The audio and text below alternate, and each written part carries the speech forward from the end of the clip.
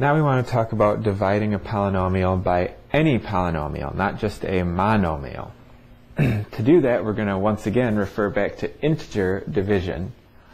And we can use the process of long division to do something like this.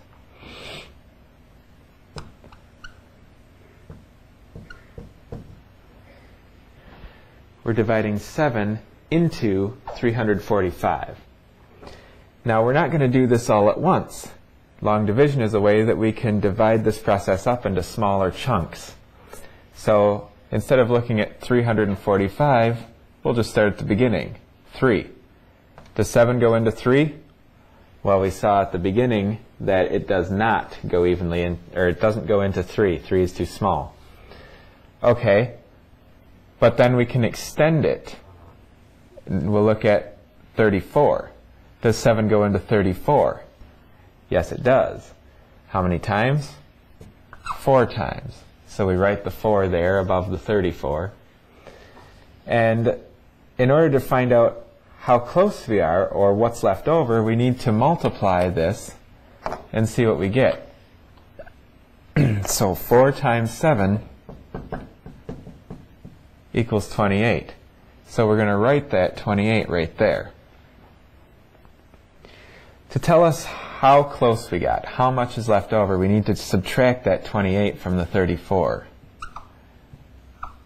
So we do this subtraction. 34 minus 28 is going to give us 6. Now if you think about it, what we've really done is divided 7 into 340.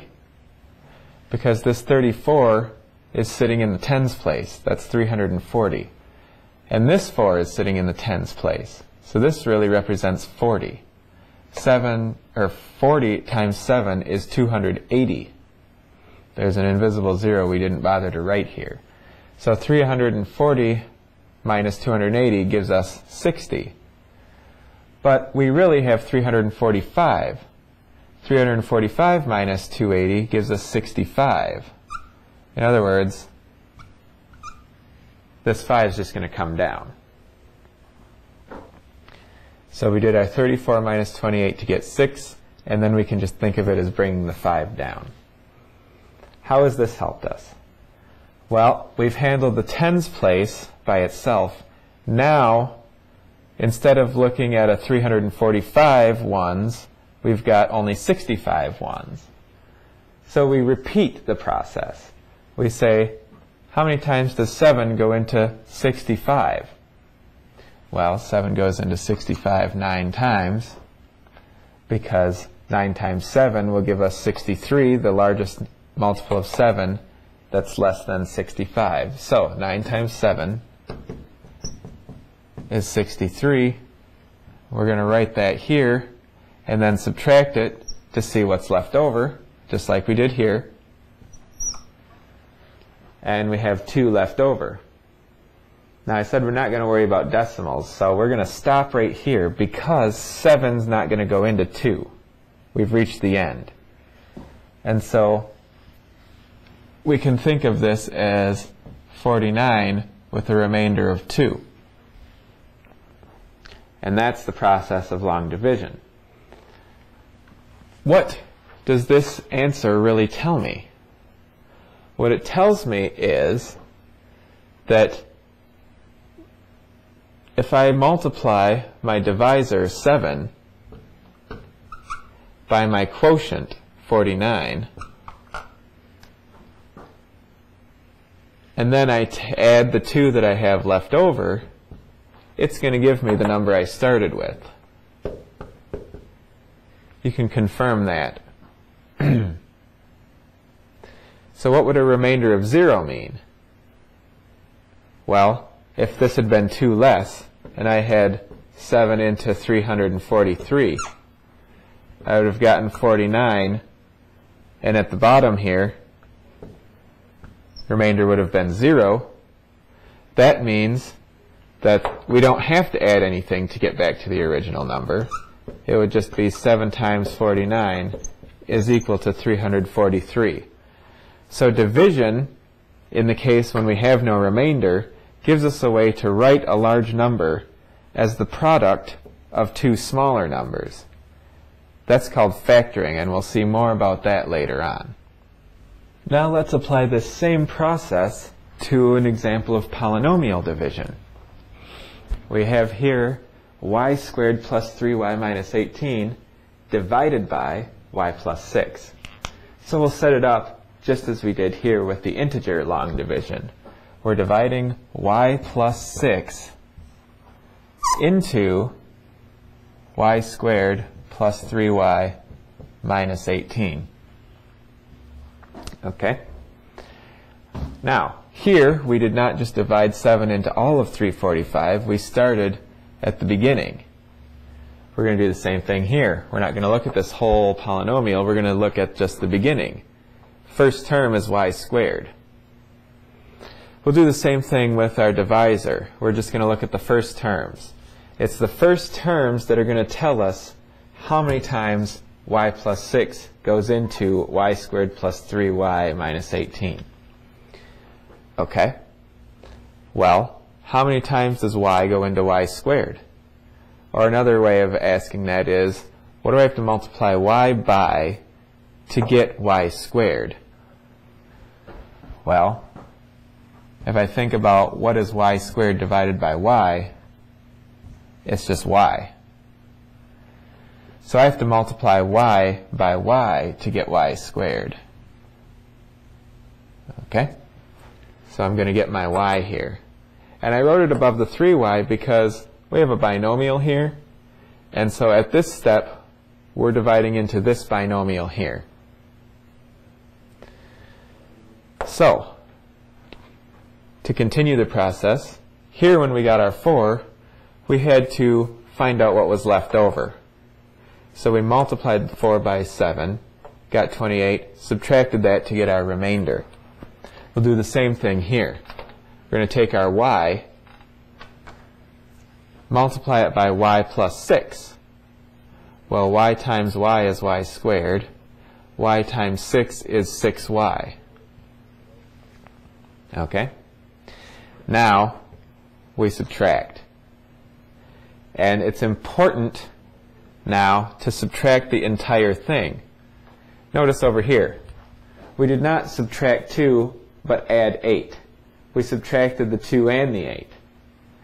So similarly, we're going to subtract the y squared and the 6y. Y squared minus y squared is 0. That just cancels out.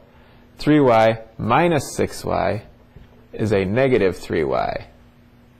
And just as this 5 came down, so this negative 18 also comes down. Okay? Now, we're going to repeat the process. Over here, we said how many times does 7 go into 65? Well, how many times does y plus 6 go into negative 3y minus 18? Again, look at the first term of each of these polynomials. What do I have to multiply y by to get a negative 3y? Well, negative 3. So I'm going to write a negative 3 up here. Another way to see that is negative 3y divided by y is negative 3. So once I've got my negative 3, I need to find out my remainder. So I take my negative 3, multiply it by y plus 6. Negative 3 times y, negative 3y. Negative 3 times 6 is negative 18. I'm going to subtract both terms. Negative 3y minus a negative 3y cancels to 0. And negative 18 minus a negative 18 also cancels to 0.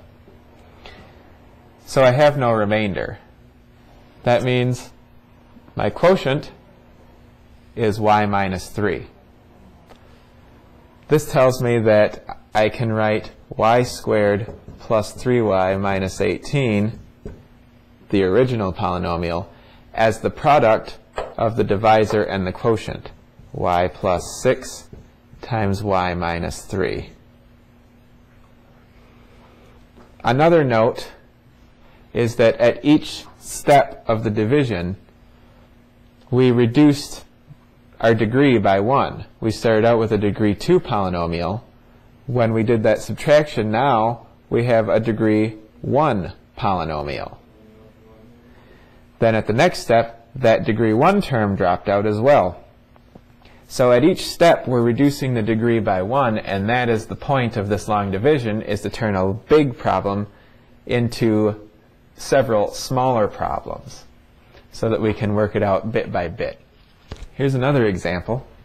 6x squared plus 13x minus 5 divided by 3x minus 1. So we'll set it up in long division format. And now we look at the first term of each. How many times does 3x go into 6x squared? Well, 6x squared over 3x, 6 over 3 is 2, x squared over x is x. So it goes 2x times. I have to multiply 3x by 2x to get a 6x squared. Remember, this is a binomial, so I'm dividing into this binomial, so I write my answer up here. Now, 2x times 3x is 6x squared. It should always be the same, otherwise this number is not correct. 2x times negative 1 is negative 2x. Now I'm going to subtract. So if I distribute my minus sign through, I'll have 6x squared minus 6x squared cancels out. 13x plus 2x is 15x, and I bring down my negative 5. Now I start over. First terms. How many times does 3x go into 15x? 15x over 3x. The x's will cancel. 15 over 3 is 5. So it's going to be a 5. Now, I can't just have 2x and 5. I'm really adding those, so it's 2x plus 5. So I have to multiply 3x by 5 to get 15x. So 5 times 3x is 15x. 5 times negative 1 is negative 5. And when I subtract, again I get 0. So my answer is 2x plus 5, which means 3x minus 1 multiplied by 2x plus 5 is going to give me 6x squared plus 13x minus 5. That's how you can check your answer.